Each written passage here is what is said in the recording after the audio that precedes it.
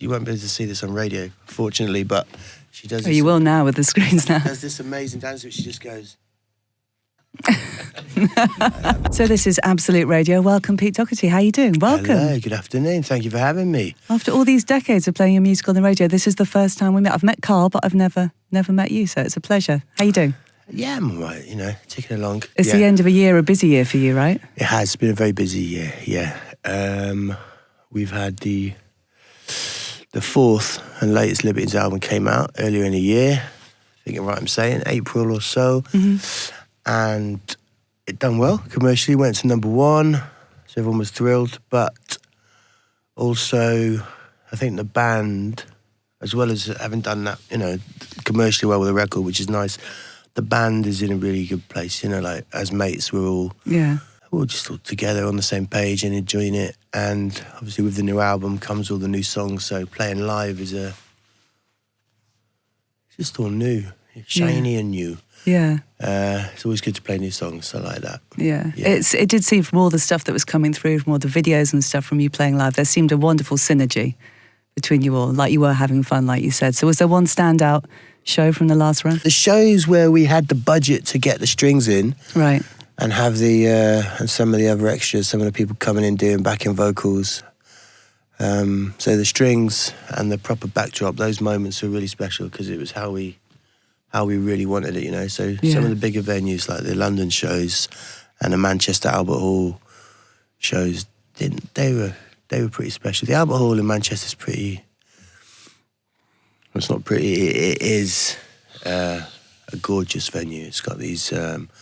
I think it's an old Methodist preacher's hall, right? But with all the original Masonic carvings and the stained glass.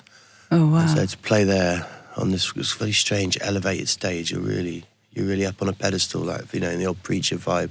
Yeah. With the strings up on another even higher little coupe. That's the wrong word, but that'll do. And, I'll take that one. Yeah, and it's designed for sound as well. It's designed for prayer and incantation. So they were special. They were special nights, and it was towards the end of the tour, so we were proper warmed up. Yeah, yeah. And all tuned in. Yeah, we had some amazing support bands with us this year as well. Let's talk about them. Let's give them a shout out. Yeah, so many. Where do I start? So the Lambruni Girls great. joined us here and there, I think, for one of the French shows. That was an eye-opener, definitely. They spent most of the gig in the crowd. Yeah, yeah. Do you know what I mean? Like straight over the barriers, straight in, harassing and haranguing and delighting the crowd. And we've had there's a punk band from Southampton called the Dead Freights. Mm-hmm. They were pretty cool. Yeah. The Molotovs. Yeah. They're amazing. They got a brilliant energy. And that bass player is just incredible. She's like high kicking, sort of Nico crossed with an acrobat. And they'll sound amazing. And then just a sort of different people who turn up at the sound check saying, go on, let us do a few songs. Poets and buskers and young would-be songwriters. There's a Dutch punk band called Real Farmer. Uh-huh. They were quite interesting. No, they weren't quite interesting. They were very, very interesting.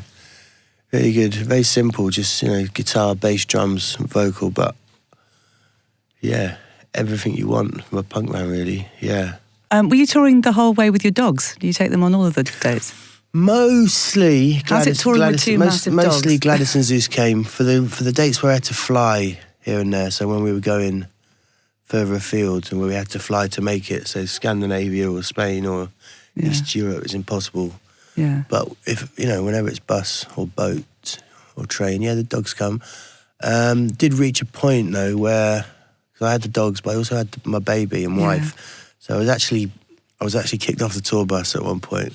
The boys, they said one dog was barely sustainable, but two dogs and a baby, so I had to go on the crew bus for a lot of the tour, which was fine because the crew bus is kind of more fun anyway. Yeah. You know what I mean? Do you like that sort of your domestica being with you while you're touring? I wouldn't be able to do it.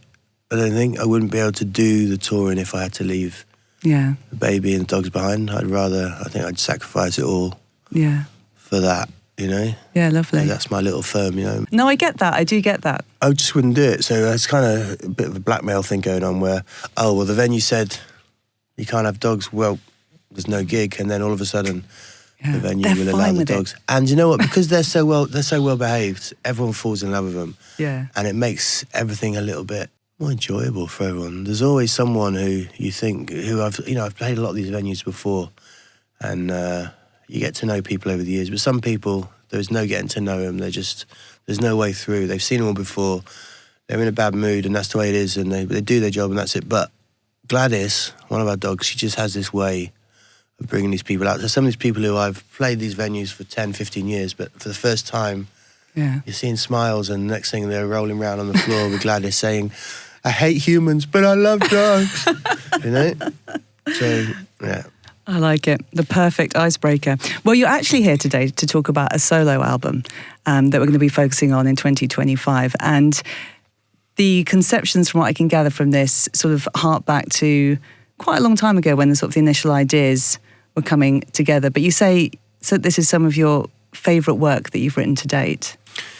Yeah, well, no, not that long ago. There was a period, probably about 15 months ago, when I was writing an awful lot of songs with Carl for the Libertines album. Mm-hmm.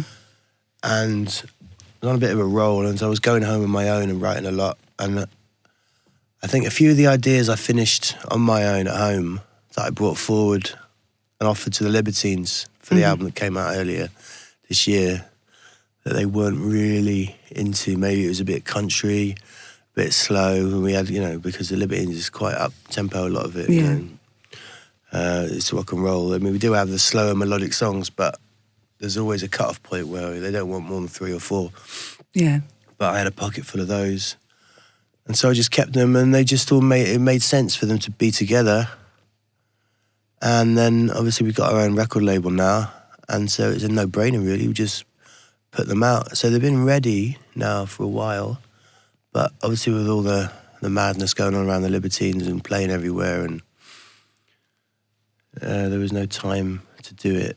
So now, this is the time for these little songs to see the daylight, and so we're putting them out, in April 2025. Yeah, and the first single is coming on January 17th, which is Feel Better Alive. I've had an album sampler that I listened to this morning on the train. I really love it. Ah, well, I'm glad to hear that. I really do. I love the space in it. I love the almost like New Orleans horns parts on it. There's almost kind of, the strings are kind of very sort of classically orchestrated, but then sort of quite gypsy folk as well in places. Yeah, a bit of gypsy folk, country folk, just songs really. I mean, the songs are written without any genre in mind, but the man who came in and produced them and helped me knock them together, this fella Mike Moore, he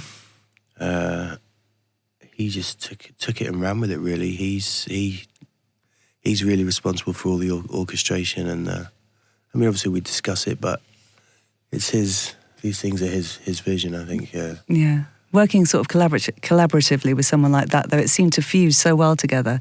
And with the lyrics as well, I mean, you mentioned your daughter in one of them. Was it when you're talking about going to write a song and get loads of money to buy loads of great stuff and everything like that? It's so lovely to hear those kind of elements come into to the lyrics as well.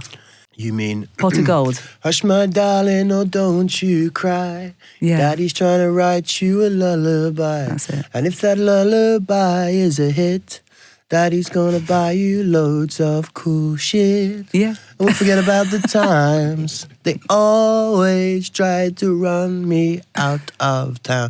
Yeah, she loves that song as well. It's a beautiful song. She's only 18 months, but she does this. You won't be able to see this on radio, fortunately, but she does this. Oh, you will now with the screens now. She does this amazing dance which she just goes. But she won't do it if anyone else is watching, so I'll play it. And I'll go, look, watch this. And she'll just go. The second they leave the room, she goes. And now I'll image that every time that I hear it. Did you have a big burst of creativity when you became a parent? Yeah, I did. Yeah, it's no explaining these things really, or analysing them. The songs just come when they come. You can't really plan for it, but they did. I mean, building up to the birth, my wife had asked me to, well, maybe I asked her. Anyway, we decided I was going to take the guitar in, because I've been singing a lot to the unborn belly, you know, because apparently that's really good for the baby, and playing some of my favourite songs with a little speaker really close. So I went to the birth with my little guitar and I was playing it, but it was when she went into labour, the second I started playing guitar, get that bloody thing out of here. What the hell are you doing? Are you mad? It's all about you. I was like, remember you asked me to do it. So the guitar didn't last more than 15 seconds in the live You room. tried, though. You tried. I did. I tried so hard. Yeah. I love that. And I've only heard a little section of the whole album, but is there an overriding arc of narrative or rhetoric with the project? I don't think so. Maybe there is. I don't really like to analyse these things too much. Concepts and visions. I mean, I'm not knocking it in other people, but for me, all I know is these songs are born around the same time and around the same area, and they work well together. You know, like a pub Sunday morning football team. You know, that defies all the odds and ends up getting through to the fourth round of the FA Cup. Yeah. Do they arrive fully formed to you, or the ones sort of niggle you and you have to keep working away? Yeah, no, there's a few in there that are cut and paste, and have taken a little while, but no, occasionally it's hard to, as I say, you can't predict these things. There's some songs that I've never been able to finish. Some of the most beautiful melodies I've had, and just never been able to find the right lyrics, you know. And how are you with technology when you're recording at home and laying down demos and stuff? Do you use a lot of technology? I know you're a big fan of the typewriter and stuff like that. Are you still quite analog? Completely. I'm quite backwards like that. I mean, I don't even have a phone, to be honest. So obviously my wife's got a phone and we've got a landline, but so I'm not cut off. I'm not off the grid, but I just can't. I just can't do that. No. I respect that. I like the feel of the guitar in my hands, and I don't really like midis, and maybe I'll get GarageBand up or a dictaphone to record something really special. Yeah. But otherwise, the machinery is about as far as I've come technology-wise. I'm not anti-technology. I'm just not that adept at it. I break things quite a lot, spill things. Me too. Terrible for spilling things. So all the times I bought laptops and expensive microphones, and within a few weeks, gone. I'd be getting another one. Same with the phones, really. Dropping them, spilling them. So just steer clear. No, fair enough. But all these kids now, they're all wizards at it. They can get them to do anything you want instantly, you know, and they love it. So a good engineer, there's no substitute for it, you know. They basically run the world now, don't they, you know? You know, digital and AI engineers, coders, they're your people. They're hackers, they're the people you need to know, yeah. I know, blimey. So your own label now is called Strap Originals, right? Well, we're part ownership, and which I created with my school friend and manager, Mr. Jai Stanley. And I sort of have a say in what bands we sign, and but it's not my label, you know. I'm very much involved, but you know, the day-to-day running of it is very much in Mr. Stanley's hands. Yeah. And is that connected, because I know that you had your place in Margate, and that's now a space, isn't it, for musicians to use? The hotel, which is now with more of a residential studio. I know that's very much there, the Albion Rooms, that's where we meet as a band. I mean, talking about the Libertines, that's where we meet as a band.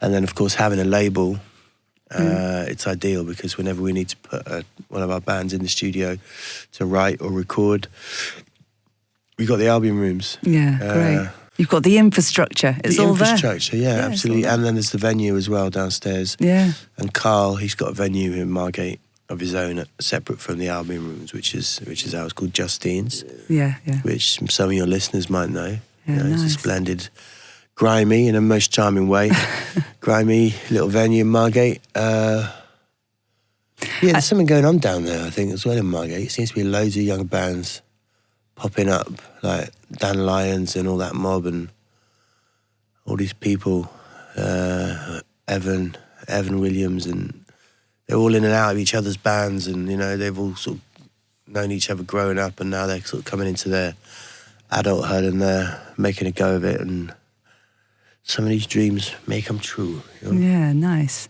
Are you going to take the solo album out on the road? You're going to do some live shows? Oh yeah, no, I can't wait for that. Can't wait to do that. Yeah, maybe with strings and stuff like that, or if you just pure solo. No, if we can get the budget together, absolutely with the strings. There would probably be Mike on guitar, me singing, playing bits of acoustic strings, and world exclusive. We're looking to get Mike Joyce on drums as well, and the Smiths. So we're sort of inching towards that. That'd be interesting. That'd be great. Yeah. That'd be great. Oh, wonderful. Well, I absolutely loved listening to this morning. Honestly, I love the space in it. It felt like such a wonderful mix as well. You were so front, but it wasn't, I don't know, it just felt a very personal listen, actually. I really, really loved it. So thank you so much. Lovely. Thanks very much.